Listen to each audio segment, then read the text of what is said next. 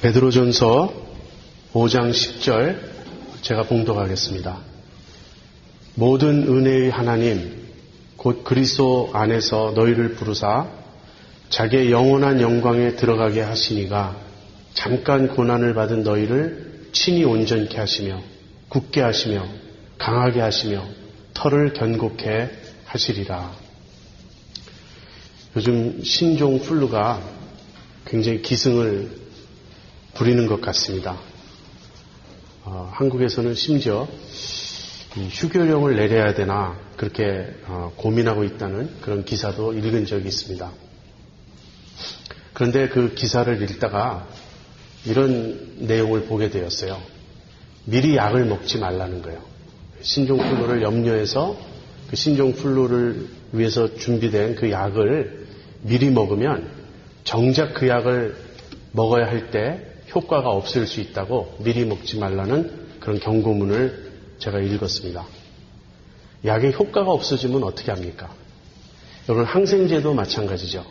항생제를 많이 드시는 분은 잘 아시겠지만 꼭 최소한 열흘이나 2주까지 먹도록 합니다. 근데 항생제가 효과가 있으면 2, 3일만 지나도 벌써 몸이 나요. 그 항생제 효과가 나타나요. 그때 많은 환자들이 몸이 나니까 한 3, 4일 먹고 약을 끊으려고 합니다. 그러면 안 돼요. 그러면 그 다음에 그 항생제를 쓰려고 할 때 약의 효과가 없어집니다. 약의 효력이 없어져요. 그래서 항생제는 꼭 최소한 열흘이나 아니면 2주일 정도는 계속 먹도록 합니다. 여러분, 이런 문제는 영적인 면에서도 발견이 돼요. 영적인 면에서도 약효가 떨어질 수 있다는 거예요. 무슨 이야기냐면, 여러분, 우리가 처음 복음의 진리를 들었을 때 그 복음의 진리를 깨닫고 감격함으로써 우리의 신앙생활을 시작합니다. 그런데 점점 시간이 지나면서 그 감격이 사라지고 식어갈 수 있다는 거예요. 그럴 때는 어떻게 해야 하느냐 하는 것입니다. 어떤 집사님, 오래전에 제가 들은 이야기인데 이분이 내일 일은 남 몰라요라는 찬송을 처음 배우게 되었어요. 아주 오래입니다. 그 찬송가가 굉장히 오래, 그 복음성가가 아주 오래전에 나왔잖아요. 근데 이분이 그 내일 일은 남 몰라요라는 그 복음성가에 얼마나 은혜를 받으셨던지 몇 달을 그 찬송을 부르면서 은혜 속에 지내셨어요. 그냥 그 찬송만 부르시면 그렇게 눈물이 나고 은혜 속에 푹 잠기셨습니다. 그런데 몇 달이 지나면 덤덤해지기 시작한다고요. 우리도 그런 경험 있지 않습니까? 좋은 복음성가나 좋은 찬송가를 배우게 될 때, 알게 될 때 그렇게 은혜가 돼요. 그 구절구절 그 곡이 우리 마음속에서 계속 반복돼서 울리면서 우리 마음에 하나님의 사랑을 느끼게 하고 하나님의 은혜를 가져다 줍니다. 그랬던 찬송이 이제 너무 익숙해지면 그런 효과가 떨어지는 거예요. 그때는 우리가 입으로는 부르지만 머리로는 딴 생각하기 쉽고 그렇게 은혜되던 찬송이 덤덤해지죠. 이것은 성경 구절도 마찬가지입니다. 또 신앙 서적도 마찬가지예요. 저 같은 경우는 갈보리 언덕이라는 책에서 은혜를 참 많이 받았는데 보면은 제가 밑줄 치고 동그라미 치고 또 이 칼라펜 저 칼라펜 여러 색을 써가면서 그렇게 여러 번 읽은 그 흔적이 있어요. 그래서 읽을 때마다 새로 왔는데 이제는 책의 내용을 너무 잘 알게 되니까 눈만 가요. 마음은 딴 데 가 있고 생각은 다른 생각을 하면서 눈만 가게 됩니다. 그러니까 더 이상 이렇게 잘 은혜가 되지 않는 거예요. 여러분, 이럴 때는 어떻게 해야 하겠습니까? 또 새로운 것을 찾아야 합니까? 그래서 복음성가가 계속 나오는 건 아닌지 모르겠어요. 마치 유행가처럼 지나간 그 찬송이나 복음성가에서는 더 은혜가 안 되면 또 새로운 걸 또 찾는 것처럼 뭐 다 그렇진 않겠지만 이럴 때는 어떻게 합니까? 여러분, 이럴 때는 어떻게 해야 되냐면 다시금 가장 기본적인 것으로 돌아가야 합니다. 다시금 복음의 핵심 진리들을 확고히 붙잡아야 합니다. 여러분, 복음이란 이런 성격의 것입니다. 복음이란 점점 더 알면 알수록 높고 고상한 수준으로 올라가는 것이 아니고, 그러니까 복음은 올라가는 것이 아닙니다. 복음은 그것을 알면 알수록 점점 더 깊이 있게 내려가는 것입니다. 무슨 말이냐면, 여러분 우리가 수학을 공부할 때 어떻게 공부하죠?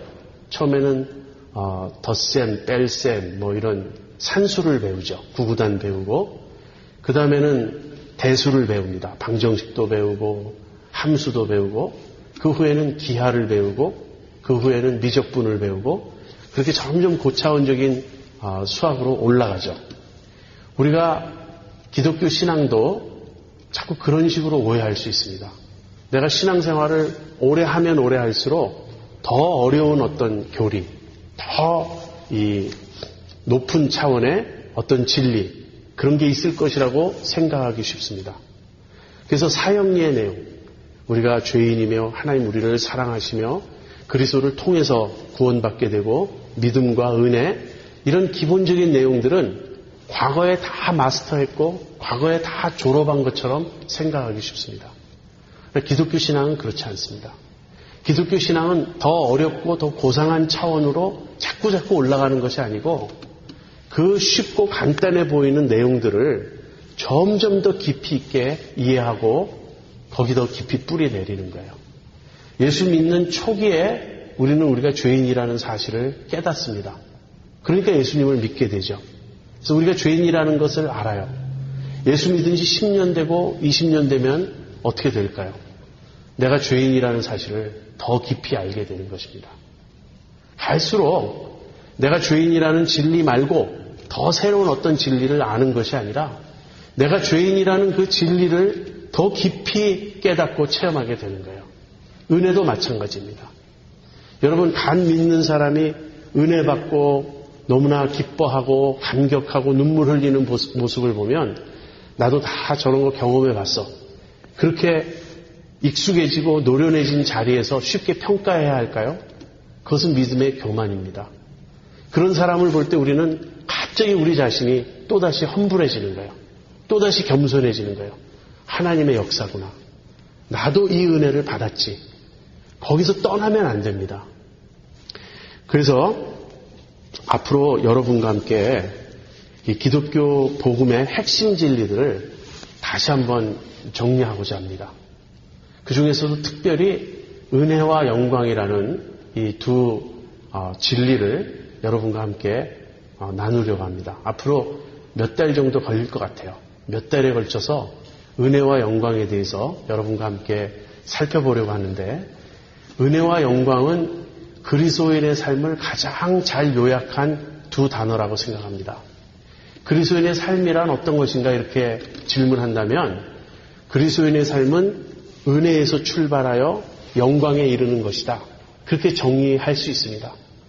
그리스도인의 삶은 은혜에서 출발하여 영광에 이르는 것이다. 그 중간에 많은 내용이 있습니다. 은혜에서부터 출발해서 영광에 도달하기까지 그 중간에 있는 내용들 우리가 하나씩 살펴보려고 합니다. 본래 저의 계획은 영적 질병들을 다루는 것이었어요. 우리가 예수님 믿고 신앙생활 할 때 우리도 모르게 우리 신앙생활이 병들어요. 그 영적 그 질병들이 있습니다. 믿음의 질병들이 있어요. 예를 들면 율법주의입니다. 율법주의는 병든 신앙이에요. 그런가 하면 반대로 반율법주의도 있습니다. 그것은 그리스도 안에서 누리는 자유가 아니고 방종이며 세속화일 뿐이에요. 또 기복주의가 있습니다. 이런 이야기를 제가 여러분에게 벌써 여러 번 드렸는데, 그 영적 질병들을 차례로 점검해 봄으로써 우리가 얼마나 건강한 신앙생활을 하는가를 살펴보려고 했어요. 근데 제가 생각해 보니까 영적 질병을 다루기 전에 먼저 건강한 신앙생활을 한번 점검해 보고, 이것이 건강한 모습이다, 이런 것을 한번 점검해 보고 그 다음에 영적 질병을 다루는 것이 좋겠다는 생각을 했습니다. 그래서 앞으로 은혜와 영광에 대해서 여러분과 함께 몇 달 동안 묵상을 하려고 합니다. 이 설교 시리즈를 시작하면서 제가 품고 있는 목표는 이것이에요. 여러분들의 마음에 은혜와 영광이 확실히 새겨지는 것입니다. 그 은혜와 영광이라는 말은요, 교회에서 가장 흔히 듣는 단어예요. 너무 익숙해서 들을 때마다 너무 미끌미끌합니다. 은혜라는 것이 너무 익숙해서 닳고 닳아서 잡으려면 빠져나가요. 붙잡아지지가 않아요. 왜냐하면 너무 익숙해서. 영광도 마찬가지입니다. 그래서 은혜와 영광을 우리가 잘 알고 있다고 생각을 해요. 그러나 막상 은혜에 내가 뿌리 내리고 있는가? 내가 영광을 정말 확고히 바라보고 있는가? 그렇게 점검해 볼 때는 그렇지 않을 때가 너무 많아요. 그래서 은혜와 영광을 우리의 가슴에 새기고 우리의 어떤 심령에 새길 수 있기를 바랍니다. 그리스도인의 삶은 어떻게 출발합니까? 은혜에서 출발합니다. 오늘 본문은 이렇게 말합니다. 모든 은혜의 하나님 곧 그리스도 안에서 너희를 부르사. 그리스도인의 삶은 부르심에서 시작됩니다. 모든 그리스도인, 모든 믿는 자들은 하나님의 부르심을 받은 자들이에요. 내 보기에, 내 생각에 내가 주님께로 나와왔고 내가 주님을 택했고 내가 주님을 믿은 것 같다. 그렇게 생각하시는 분들도 있습니다. 제 아내도 국민학교 2학년 때 자기 발로 교회를 찾아간 사람이에요. 여름에 동네 아이들이 여럿이 어디를 향해서 가서 그냥 뒤따라 갔다고 합니다. 그랬더니 교회로 갔고 교회에서 여름 성경학교라는 걸 하고 있었다 그래요. 제 아내는 그때 처음으로 세상에 이런 곳이 있나. 그 다음부터 아주 교회에 열심히 다니기 시작했어요. 자기 발로 교회를 찾아갔어요. 그런 간증이 있는 사람들이 있죠. 어느 날 자기가 막 성경을 읽고 싶어서 성경을 읽었고 예수님 믿게 되었다. 그러니까 누구에게 전도받은 게 아니에요. 자기가 예수님을 믿었어요. 근데 그렇다 할지라도 내가 택한 것 같고 내 발로 찾아온 것 같고 내가 결단한 것 같다 할지라도 그 이전에 무엇이 있었냐면 하나님의 이끄심이 있었어요. 하나님의 택하심이 있었고 하나님의 부르심이 있었던 것입니다.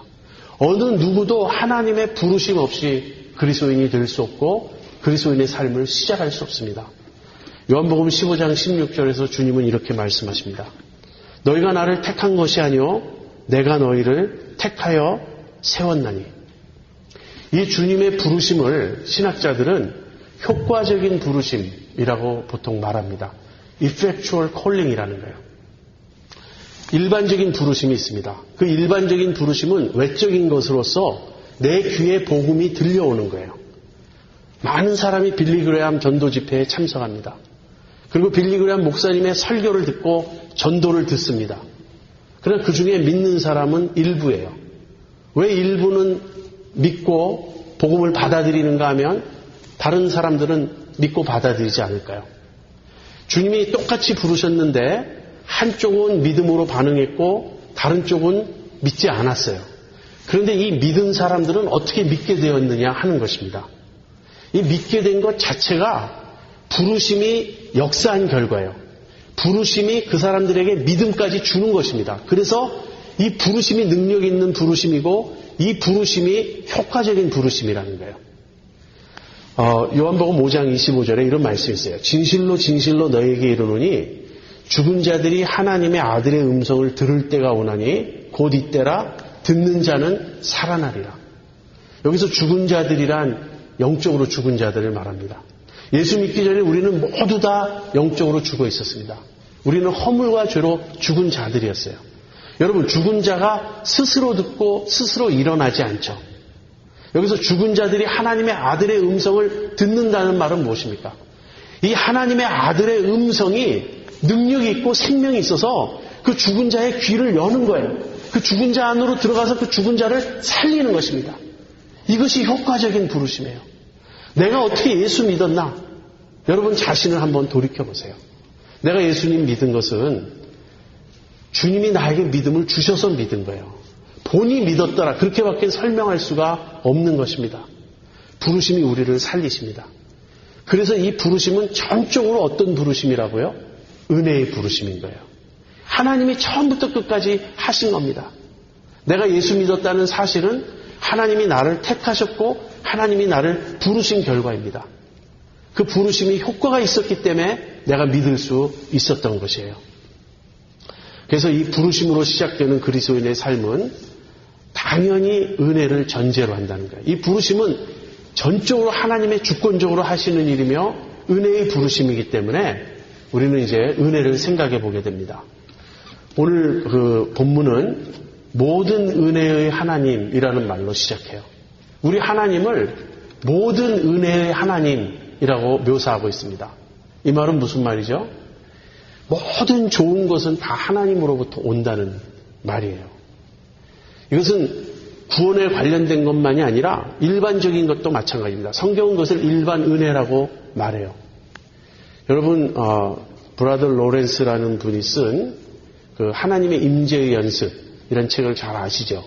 여러분 중에 혹시 안 읽으신 분이 있다면 그 책은 꼭 읽으실 것을 제가 권합니다. 거기에 브라더 로렌스가 이런 말을 합니다. 하나님의 사랑에 잠겨 있다 보면 나는 이 세상의 악으로 인해서도 그다지 마음에 염려하거나 괴로워하지 않게 됩니다.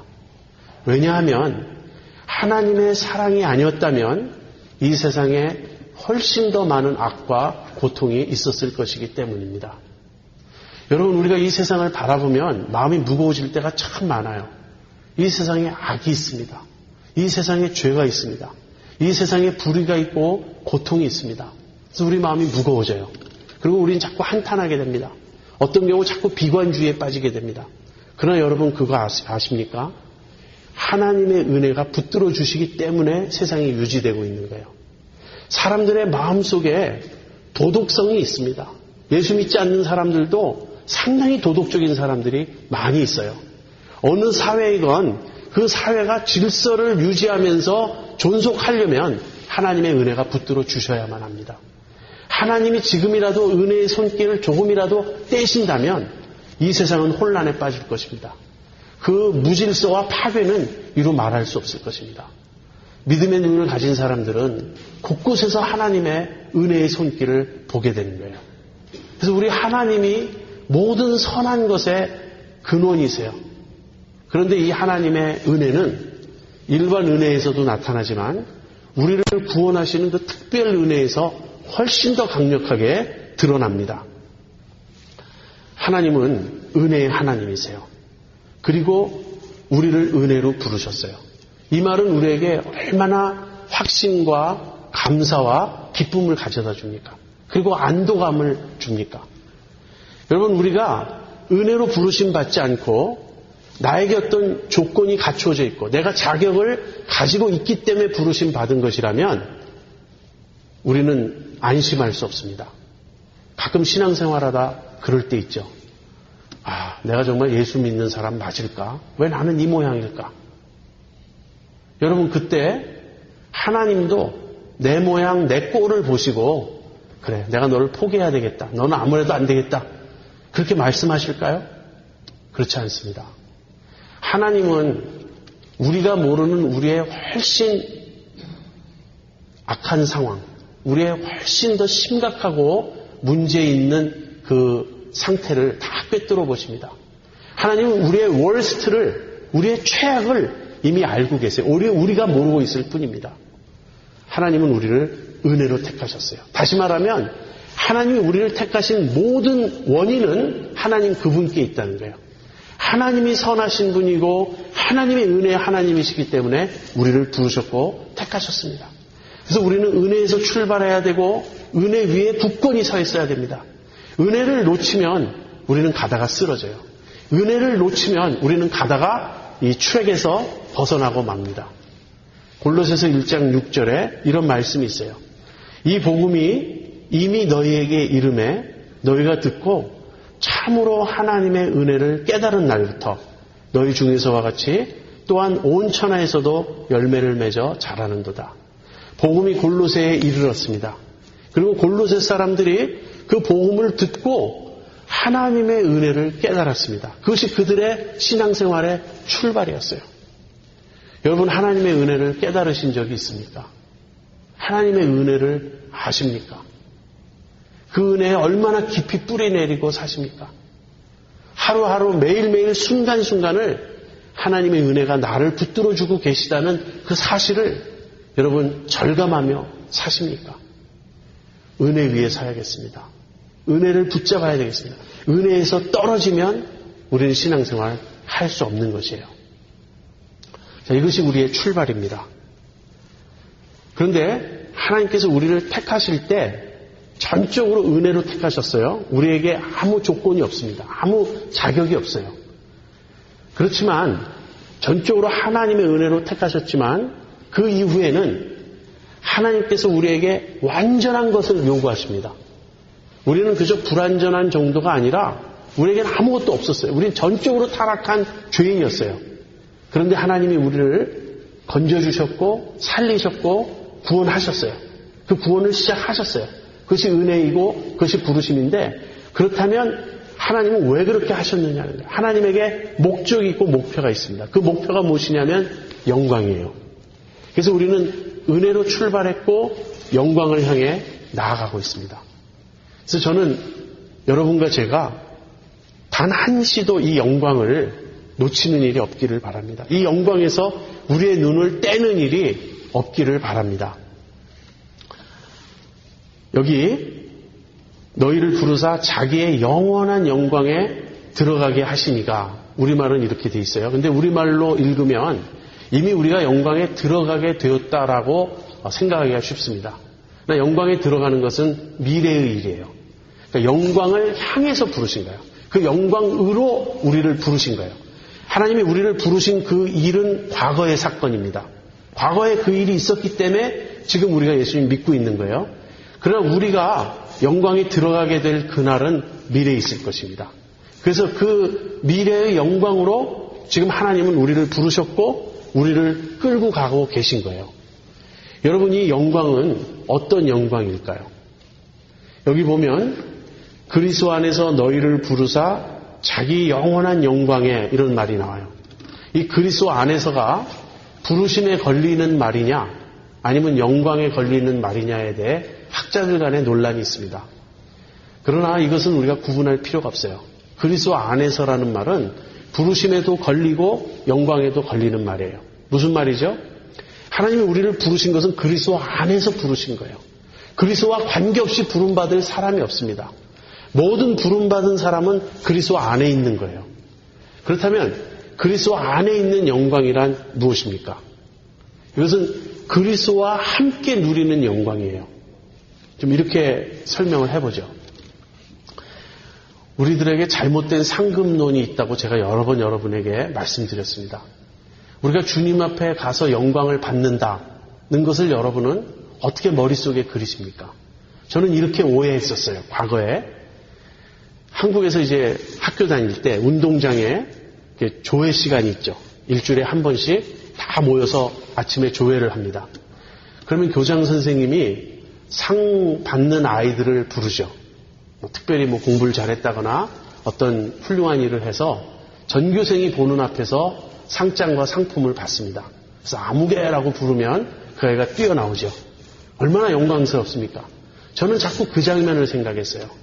다른 사람들이 다 볼 때 하나님, 예수님이 나를 부르셔서 내가 그 영광을 누리는, 그것이 영광인 줄 알았어요. 근데 그런 영광이 아닙니다. 오히려 그림을 좀 바꿔서 이렇게 생각해 보세요. 내가 어떤 팀의 일원이에요. 근데 그 팀이 승리했어요. 그래서 그 팀의 승리가 나의 승리가 되는 것. 이 차원으로 보아야 됩니다. 우리가 영광을 누린다라는 말은 그리스도께서 영광을 받으시는데 내가 그리스도에게 속한 자, 내가 그리스도의 편, 내가 그리스도의 지체, 그리스도와 함께 된 자이기 때문에 그 영광에 동참한다는 그런 뜻이에요. 그날 우리는 확실히 보게 될 것입니다. 세상 사람들은 무시하고 부인하고 거부하고 믿지 않았던 그 그리스도께서 만유의 주되심을 우리는 보게 될 것입니다. 그리스도가 영광을 받으신 그 모습을 우리는 보게 될 거예요. 근데 놀라운 사실은 그리스도가 현애야, 너는 내 편이다. 너는 나와 함께 이 영광을 누리는 것이다.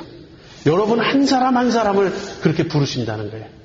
그래서 우리가 그리스도의 팀이 되어 그리스도의 지체가 되어 그리스도 안에 속하여 그리스도와 함께 그 영광을 누리게 될 것입니다. 또 하나 있습니다. 영광에 대해서 생각해 볼 내용이, 영광은 밖에서 우리에게 주어지는 칭찬이나 찬사 정도가 아닙니다. 우린 자꾸 그 생각을 해요. 내가 박수갈채를 받는 것, 내가 인정받는 것, 내가 높아지는 것. 그것이 아니고요. 내가 완전한 존재가 되는 것. 즉, 내 존재의 변화가 영광이라는 거예요. 이 영광이란 무슨 말이냐면 내가 하나님의 온전하심 같이, 완전하심 같이 내가 완전해지는 것을 의미합니다. 로마서 3장 23절이 뭐라고 말하죠? 모든 사람이 죄를 범하였음에 하나님의 영광에 이르지 못하더니. 하나님의 영광이라는 완전한 기준이 있어요.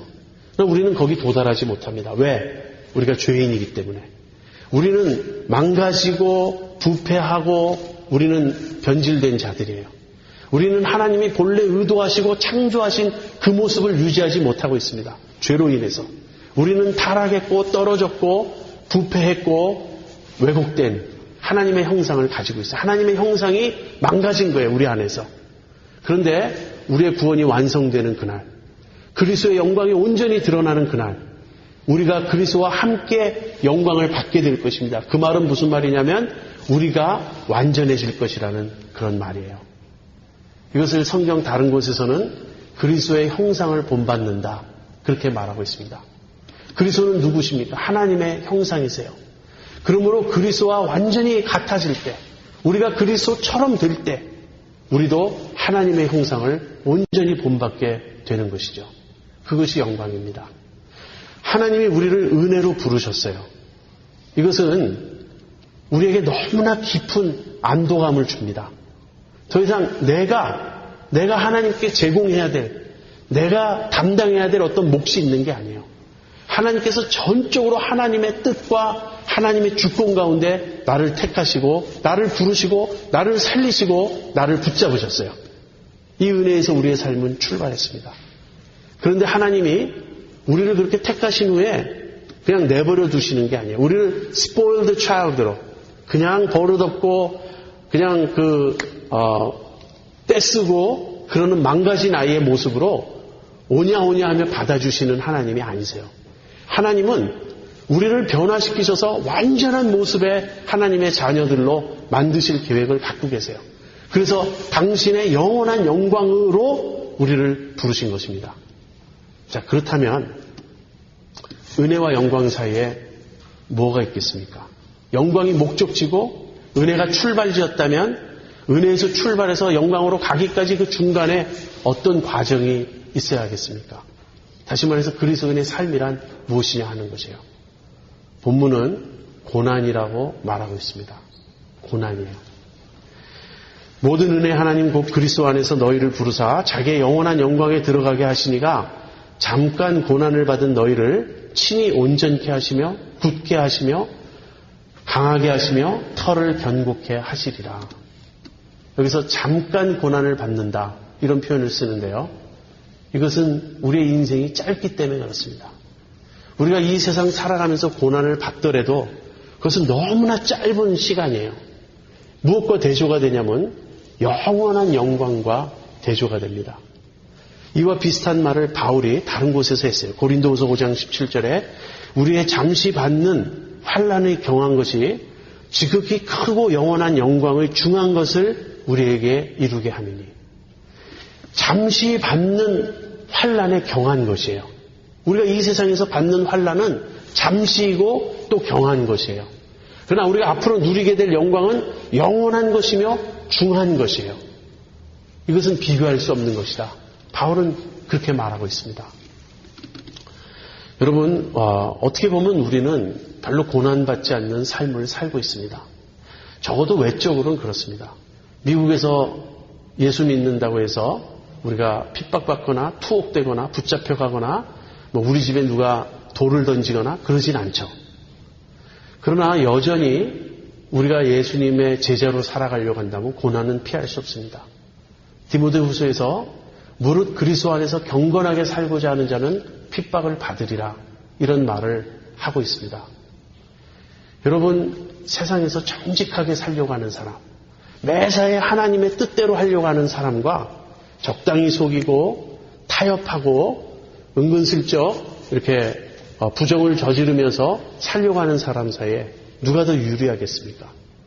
정직하게 살려고 하는 사람 손해를 많이 봐요. 우리에게 고난이 있습니다. 여러분, 우리가 왜 고난을 안 받냐면 우리가 타협하기 때문이에요. 우리도 내 꾀로, 내 생각으로 요리조리 구멍을 찾아서 빠져나가고 있기 때문에 고난이 없습니다.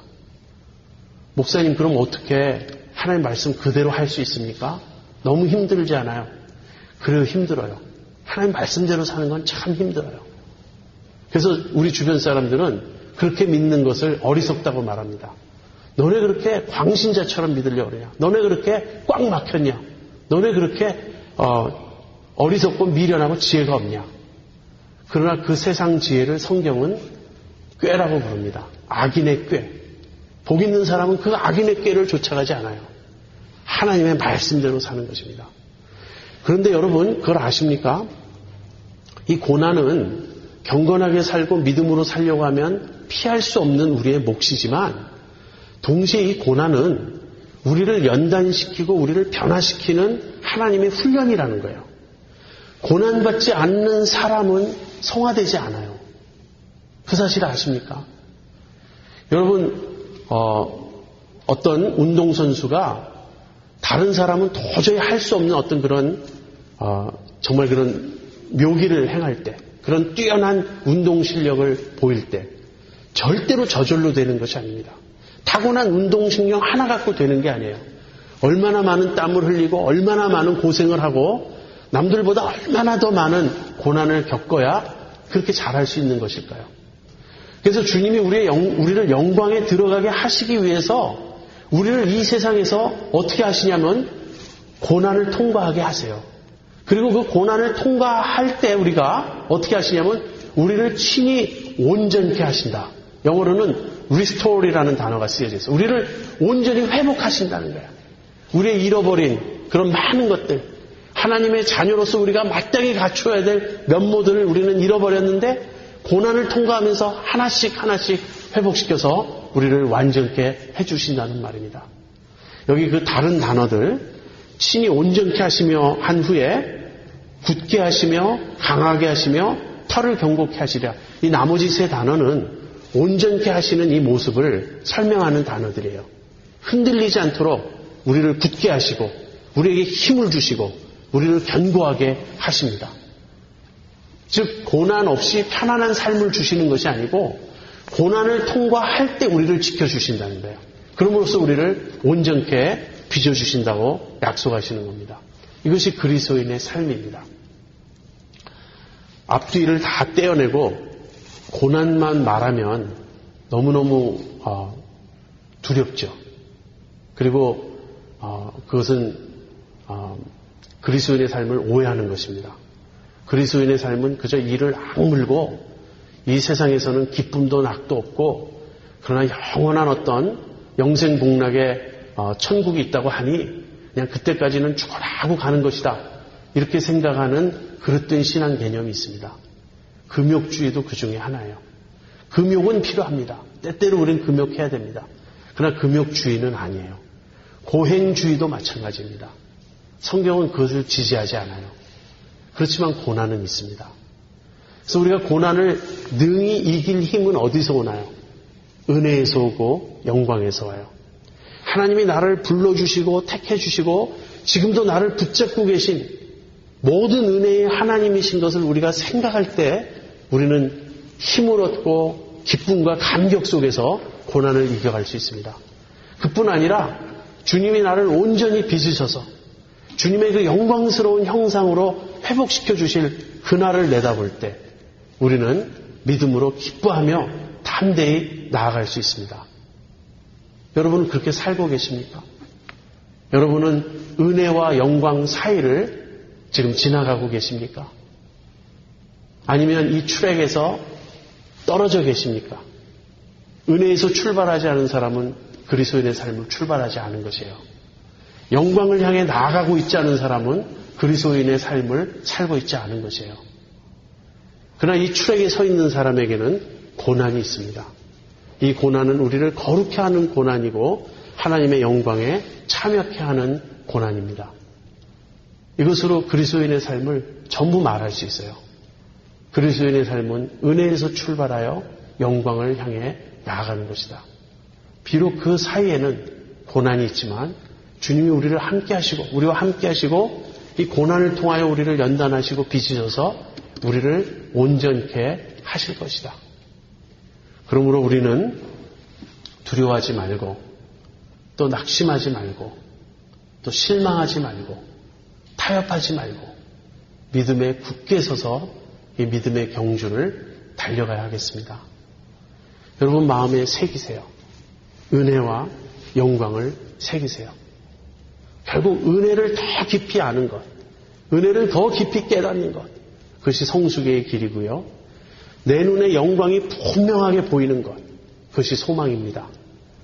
은혜를 깨닫는 만큼, 영광을 확연히 보는 만큼 우리의 믿음 생활은 승리할 수 있습니다. 그렇게 살아가는 여러분과 제가 되기를 바랍니다. 비록